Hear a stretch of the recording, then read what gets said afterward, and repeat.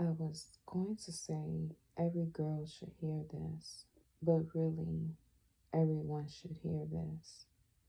And I decided to start with this story because I feel like of all the things that have happened, this made,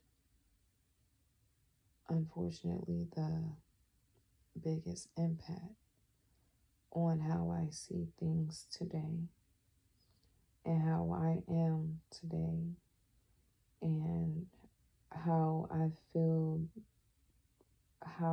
I should move forward because of this situation. So back when I was a teen, a friend of mine at the time introduced me to this guy. I didn't think he was necessarily my type, but he seemed nice and self-sufficient. I was single and was told he was too, and I didn't really see him around other girls, and we somewhat had mutual friends, so I felt like exploring this relationship would be harmless. But boy, was I wrong. The red flags were there, but I mistook them as me being judgmental because I was always known to be stuck up or a goody two shoes, even though I know I'm not that way. But that's just how people saw me. So I guess in this situation, I was always,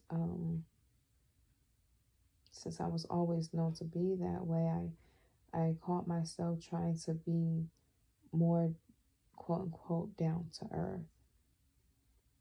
I tried to go with the flow and wanted to be relatable. So I allowed things to happen that shouldn't have happened.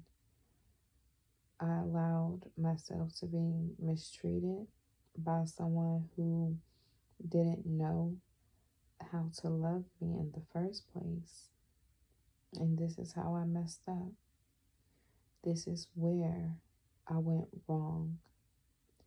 I mistook calling myself being there for someone with allowing someone to misuse me and my possessions, the things that I was working hard for. And back then, I was also known to be more gullible. But it's not that I was gullible. I entered relationships with pure intentions, and that's with anybody that I met, any relationship.